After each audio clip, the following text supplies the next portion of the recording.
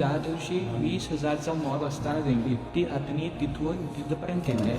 हे पूर्ण गाव फिरते, पण खाली काढलेला मान कधी वर काढले.